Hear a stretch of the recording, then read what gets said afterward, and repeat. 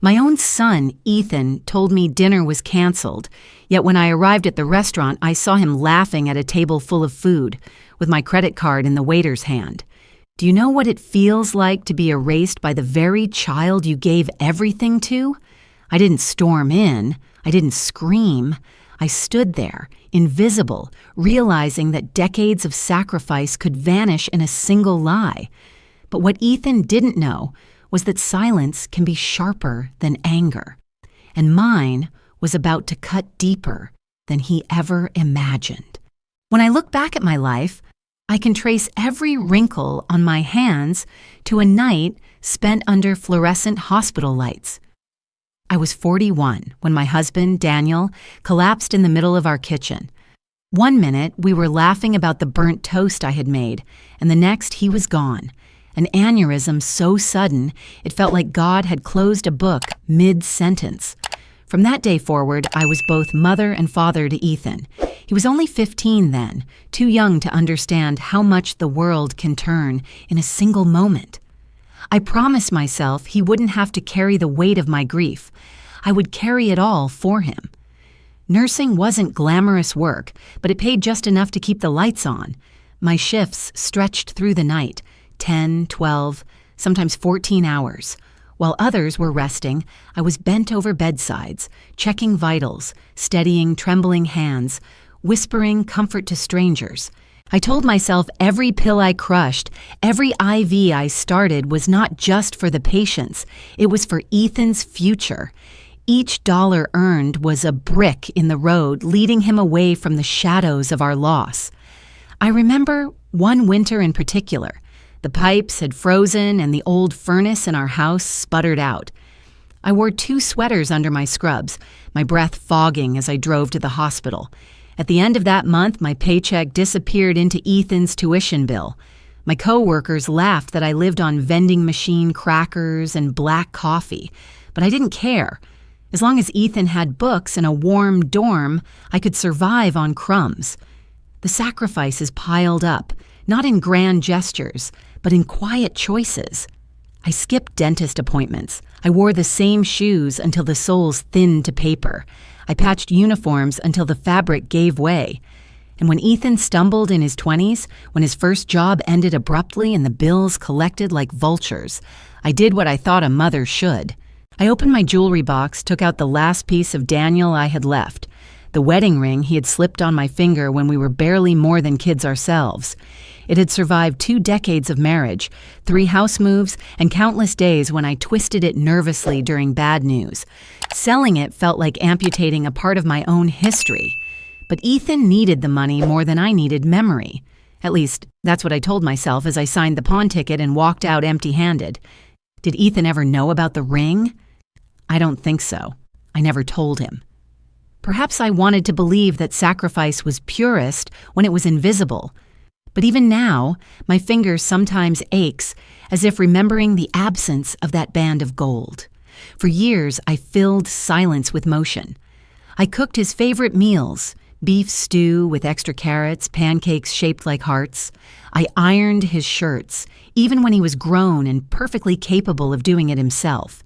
I tucked 20s into his pockets when he visited, pretending I had just found them lying around. He was my only child, and I thought if I gave enough, loved enough, endured enough, he would understand that I was building a fortress of care around him. And in small ways, I thought he did.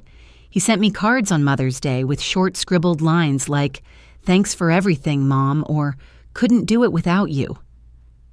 I pressed those cards into the pages of my journal as if ink on paper could stand as proof that my efforts were noticed. Yet with each passing year, the words grew shorter, the visits less frequent. My fortress was becoming invisible, brick by brick, dissolving until I wondered if he even remembered what I had built. Still, I carried pride in my chest. When neighbors asked how Ethan was, I straightened my back and spoke of his promotions, his family, his successes. I didn't mention that sometimes my calls went unanswered, or that weeks slipped by without hearing his voice.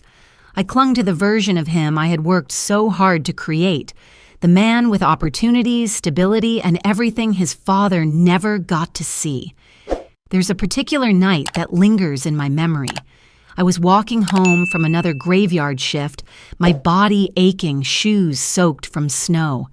I paused outside a shop window where a mannequin wore a red dress, the kind I hadn't afforded in years. For one foolish second, I imagined walking into a restaurant in that dress, Daniel's hand warm against my back, Ethan smiling across the table. Then the glass reflected only me, older, tired, carrying groceries, bought with coupons. I pushed the thought away and went home, comforted by the idea that my sacrifices were not for nothing. But what I didn't know then was how fragile gratitude can be. I thought my efforts stitched an unbreakable bond between mother and son, and I thought every sacrifice would echo back someday, that Ethan would look at me and see more than just a woman with gray hair and tired eyes.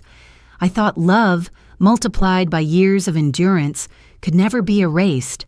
I was wrong, and all it took to shatter that illusion was one dinner, one simple evening that revealed decades of sacrifice could be brushed aside like crumbs from a table. It was a Thursday evening when Ethan called. I had been setting the table, carefully laying out the blue ceramic plates I'd saved for special occasions. The roast chicken was almost done, filling the house with the kind of warmth that used to make Ethan come running into the kitchen as a boy. My phone buzzed, his name flashing across the screen, and I answered with a smile. "Mom," he said, his voice clipped, hurried. "Dinner's canceled tonight. Clara's not feeling well and the kids are fussy. We'll do it another time, okay?" I swallowed the lump that rose in my throat. "Of course, sweetheart. I hope Clara feels better soon." The line clicked off before I finished speaking. I stood there, staring at the roast slowly turning golden in the oven. I told myself it was fine. I was used to last-minute changes, used to waiting, used to being the afterthought. "It's nothing," I whispered aloud, trying to convince myself. "I'll put the food away. I'll eat later. It's not the end of the world." But as I pulled out the chicken, wrapped it in foil, and placed it in the fridge, I couldn't ignore the echo of silence in my home. Daniel used to say silence could either be peace or punishment. That night, it felt like punishment. I grabbed my coat to take a walk, something I often did to clear my head. The air was crisp, scented faintly with pine from the old trees lining the neighborhood. Halfway down the block, Mrs. Callahan, my neighbor of 20 years, waved at me from her porch. "Evening, Margaret," she called. "Out for a walk?" "Yes, just stretching my legs," I replied, forcing a smile. She leaned over her railing, her voice casual but cutting. "I just passed by that new Italian place downtown. You know, the one with the fancy lights strung up outside? Funny thing, I saw Ethan and Clara walking in with the kids. Looked like they were ready for a feast." My breath caught in my chest. For a moment, I thought I had misheard her. "Ethan? Are you sure?" "Positive," she said cheerfully. "Hard to miss Clara in that bright red coat of hers. She looked stunning. Must be a special night." I mumbled some excuse about needing to get going and walked away quickly, my pulse thundering in my ears. Each step felt heavy, like my shoes were made of stone. My son hadn't canceled dinner because Clara was sick. He had canceled because I wasn't wanted. I told myself to keep walking, to turn back home, to ignore the gnawing suspicion clawing at me. But my legs betrayed me, carrying me toward the glowing lights of the restaurant. With every block, my heart pounded harder, my throat dry, my palms damp. A small voice inside begged me to stop, that maybe ignorance would be kinder. But another voice, sharper, insisted, "You need to see the truth with your own eyes." When I finally turned the corner, there it was. The restaurant, alive with laughter and clinking glasses. The windows glowed warmly against the night, framing a world I suddenly realized I no longer belonged to. Through the glass, I spotted them immediately. Ethan sat at the head of the table, leaning back comfortably, laughter spilling from his lips. Clara, radiant in her red coat now draped over her chair, raised a glass of wine. The children, my grandchildren, were giggling over plates piled high with pasta. Their faces were lit with joy. My gaze shifted to the waiter sliding a small leather folder onto the table. Clara opened it casually, and for a split second, I thought nothing of it. Then I saw her reach into her purse, pull out a card, and hand it over with a careless smile. My card. The navy blue edges were unmistakable, the same card I had pressed into Ethan's hands years ago, just in case of emergencies. That card had been meant as a safety net, not a golden ticket to erase me from their lives. I stood frozen on the sidewalk, my reflection faintly overlapping theirs in the glass. To them I was already invisible, a shadow outside the frame of their perfect evening. My stomach twisted, not just from betrayal, but from the sheer ease with which they had erased me. For years I had told myself that my sacrifices were invisible threads holding us together. But from where I stood, those threads had been cut clean through. A passerby brushed against me, muttering an apology, and I realized I had been staring for too long. My feet were rooted to the pavement, yet every part of me screamed to move, to flee before the tears broke free. I turned sharply, walking back into the cold night, each step heavier than the last. By the time I reached my porch, my chest ached as though I had run a marathon. I sank into the old rocking chair Daniel had built, its creak the only sound in the dark. My hands shook as I pressed them to my face. They didn't want me there, I whispered into the night.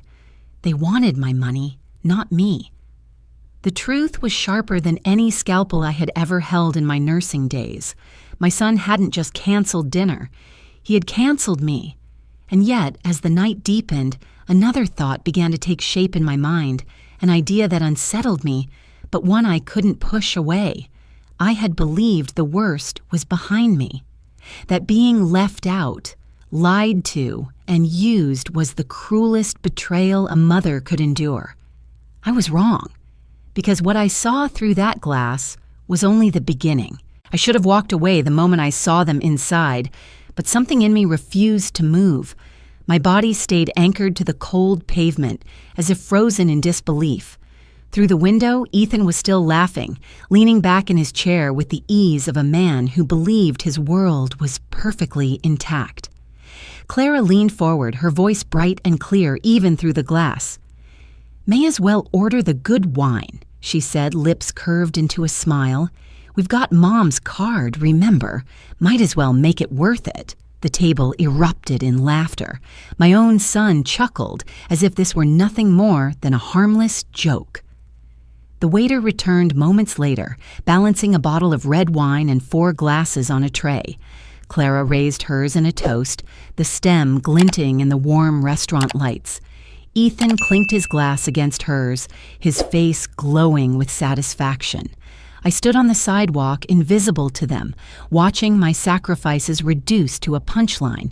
My hands shook so badly I had to clutch the edge of my coat just to steady myself. The reflection in the glass showed me for what I was, an aging woman, gray-haired and tired-eyed, standing outside her own family's life like a beggar, pressing against a window she had once been welcomed through. People walked by, some glancing at me curiously, others not at all. I could feel their assumptions pressing against me like weights, that I was some lonely woman spying on strangers, that I had no place to be. They didn't know this was my family. They didn't know those were my blood, my years, my sacrifices being celebrated without me. For a moment, I imagined walking in, demanding they look me in the eye. I imagined grabbing that card back, slamming it on the table, and asking Ethan to explain what kind of son laughed while his mother stood in the cold. But the fantasy evaporated as quickly as it came. I couldn't bring myself to shatter the illusion for the children. They were innocent, laughing freely, twirling spaghetti on their forks, clapping when the waiter lit a candle in the center of the table. Why should they see their grandmother humiliated? So I stayed outside, shoulders trembling, until the ache in my chest grew unbearable. At last I turned away, my shoes clicking against the sidewalk as I walked into the night. The sound felt foreign, as though I were listening to someone else's footsteps. Each step took me further from the warmth of their table, further from the place I thought I belonged. By the time I reached my front door, the night had grown still. I stepped inside and was met with the smell of the roast chicken I had left in the fridge. The house was too quiet, the kind of silence that amplifies every creak of the floorboards. I sat at the dining table I had set earlier, the plates still neatly stacked, the silverware untouched. The single lamp above cast a weak yellow glow, stretching long shadows across the room. I lowered myself into the chair at the head of the table and rested my hands flat against the wood. For a long time, I didn't move. My eyes fixed on the empty seats opposite me, each one carrying a memory. Ethan's chair, where he used to swing his legs as a boy, begging me for one more story before bed. Daniel's chair, now forever empty, a ghost of a man who once promised me I'd never face life alone. I pressed my hand to my chest, but it didn't quiet the hollow ache. Loss is strange when it isn't loud. There was no funeral, no accident, no headline to explain the hole in my heart, just a quiet dinner where I was erased and a glass window that reminded me I was no longer wanted. I tried to tell myself it was only one evening, that they had their reasons, that maybe I was overreacting. But the truth is, this wasn't sudden. It was the culmination of every unanswered call, every canceled plan, every half-hearted thanks, delivered without eye contact. Tonight only stripped away the thin veil I had been clinging to. Tonight made the truth impossible to ignore. I closed my eyes, picturing Ethan's smile when he was a child, the way he used to squeeze my hand at the playground, the way he used to fall asleep on my shoulder during long bus rides. Where had that boy gone? When had laughter turned into dismissal? When had my presence become a burden to erase? The lamp flickered above me, casting the room in brief darkness before humming back to life. I found myself whispering into the empty air. Maybe I was only ever valuable for what I could give, and once there was nothing left to give, maybe I was nothing at all.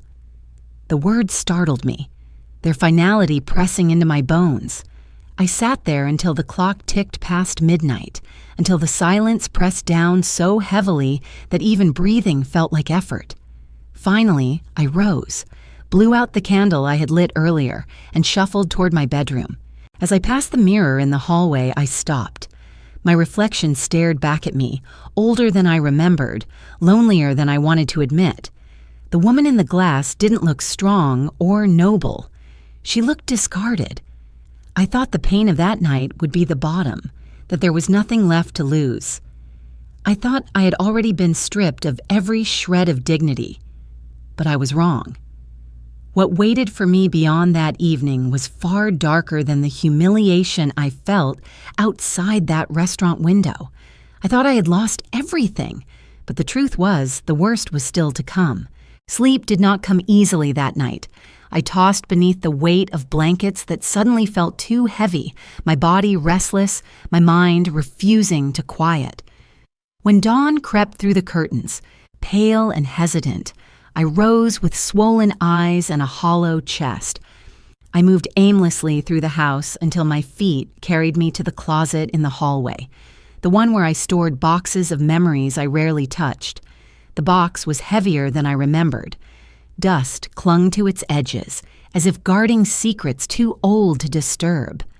I pulled it into the living room, sat cross-legged on the rug, and opened the lid. Inside were relics of a life I had worked so hard to build. Ethan's kindergarten drawings, report cards smudged with my proud fingerprints, and stacks of bills I had kept for proof that I had done everything possible for him.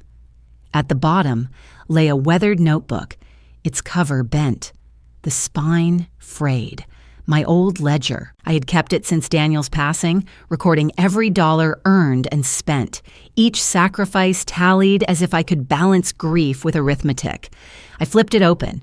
The pages were filled with my handwriting, rows of numbers, notes scrawled in the margins. Ethan's tuition, $5,600. Car repair, $2,200. Unemployment rent assistance, $800. Line after line, year after year, my labor condensed into ink.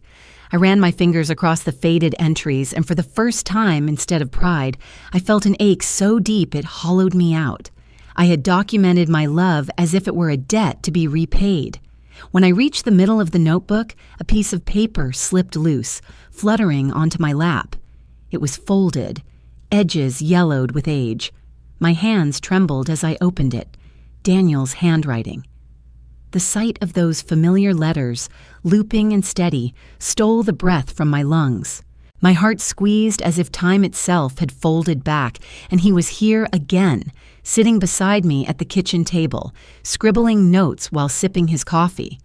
The letter was brief, written in the days before his aneurysm took him. Margaret, if you're reading this, it means I couldn't stay by your side as long as I promised. If one day Ethan forgets all you've done, don't beg him to remember. Don't let sorrow chain you. You are strong enough to live for yourself. You always have been. The words blurred as tears welled in my eyes, spilling down my cheeks. But these weren't the fragile tears of weakness that had soaked my pillow the night before. These were fierce, burning tears. The kind that came when truth strikes deep and refuses to let go. I clutched the letter to my chest and let myself weep, rocking gently as if Daniel's arms still held me. For the first time in years, I felt his presence not as absence, but as strength. He had known, even then, that there might come a day when the boy we raised would turn away, and he had trusted me to survive it. The realization hit like a tide breaking through a dam. My worth was not tethered to Ethan's gratitude. I was not a shadow defined by the light of his recognition. I had lived, I had sacrificed, I had loved, and that alone made me whole. I leaned back against the couch, clutching the letter, and let the silence settle. But this time, it did not feel like punishment. It felt like a pause, a breath between chapters. Images surfaced unbidden, moments I had long neglected. The elderly patient who once pressed my hand and whispered, "You've got the gentlest touch, nurse." The child who drew me a crayon picture after I stayed by his bedside through the night. The woman who hugged me tightly after I helped her walk again. Those were the places where my presence mattered, where my efforts had been seen. I realized that somewhere along the way, I had confined myself to one definition of worth, being Ethan's mother. But I was more than that. I was Margaret Turner, a woman who had held hands through storms, who had steadied hearts when they faltered. I was not invisible. I had simply been looking for recognition in the wrong place. The air in the room felt lighter, though my face was wet. I folded Daniel's letter carefully and tucked it back into the notebook, this time not as a hidden relic, but as a compass. His words would guide me where I needed to go. I rose, walked into the kitchen, and poured myself a glass of water. My reflection in the window caught me by surprise. My eyes were still red, my hair disheveled, but something had shifted. For the first time in a long while, I did not see only loss staring back. I saw a spark, small but undeniable. I pressed my palm flat against the glass, as if reaching for that version of myself on the other side. "You're stronger than you think," I whispered. And I believed it. I had spent years thinking I needed Ethan to validate my sacrifices, that without his gratitude, everything I had done was meaningless. But Daniel's letter reminded me that love doesn't vanish when it goes unrecognized.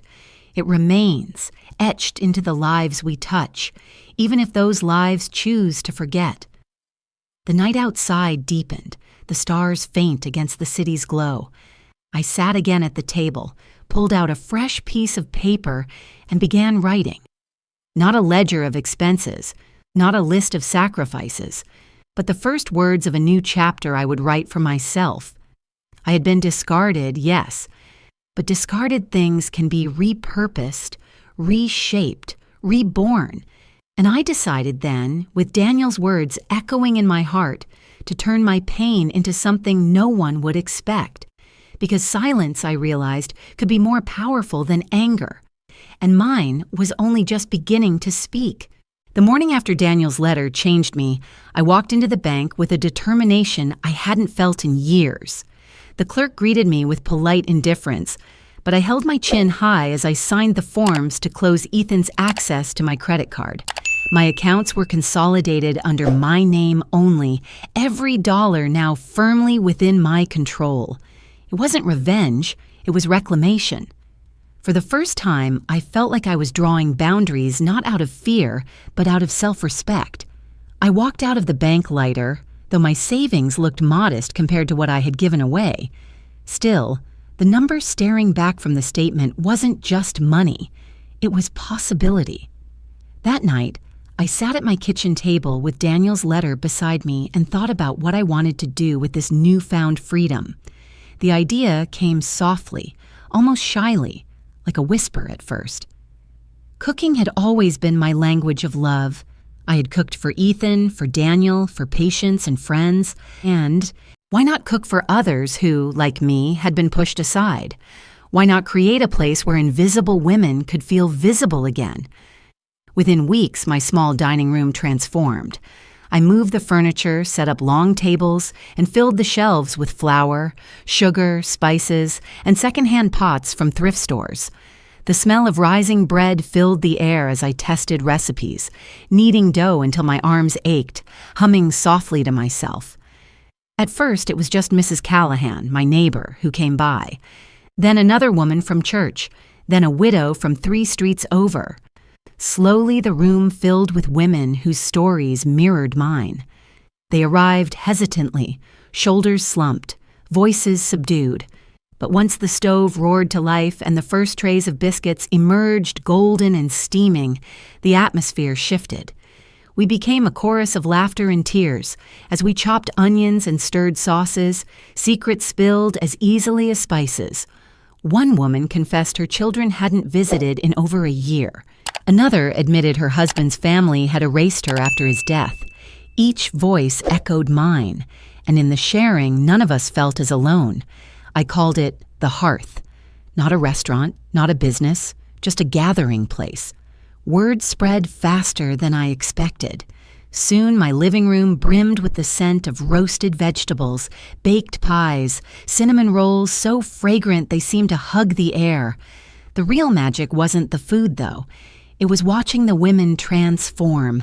Wrinkles that once seemed etched with sorrow now deepened into laugh lines. Eyes dulled by loneliness began to glow again. One evening, as we sat around devouring loaves of bread still warm from the oven, Mrs. Callahan leaned toward me and said, "Margaret, this isn't just food. You're feeding our souls." Her words settled deep in my chest. For years I had been invisible. But here I was, not only seen, but needed. And not because of money or obligation, but because of something far more sustaining. One Friday afternoon, as I pulled a tray of peach cobblers from the oven, a knock sounded at the door. A young reporter stood on my porch, notebook in hand, explaining she'd heard whispers about a community kitchen for forgotten mothers. She asked if she could sit in, maybe write a piece for the local paper. I hesitated, nervous about exposure, but the women urged me on, their hands warm against mine. "Tell the world," one said. "Let them see what we're capable of." The article came out the following Sunday. The headline read, "The Woman Who Turns Pain into Warm Meals for the Forgotten." My picture, apron dusted with flour, smiling shyly among the women, filled half the page. When I saw it, I expected embarrassment. Instead, I felt pride blooming quietly, like a flower pushing through cracked pavement. That evening, we celebrated with fresh bread and honey. The women laughed until tears streamed down their faces, leaning against one another, holding hands across the table. The glow of the kitchen lights turned their silver hair into halos. For the first time in decades, I wasn't the mother waiting at a window for recognition. I was the host of a family of choice. A circle that valued me not for sacrifice, but for presence. I leaned back in my chair, watching them devour the peach cobbler, crumbs scattering across the tablecloth. My heart swelled as I realized, here, No one was invisible. Here we were whole. But life has a way of turning even the sweetest moments into seeds of consequence. As I folded the newspaper and tucked it onto the counter that night, I didn't know that Ethan and Clara would soon see that same article. I didn't know their laughter from that restaurant would die in their throats when they realized the woman they had dismissed was no longer silent.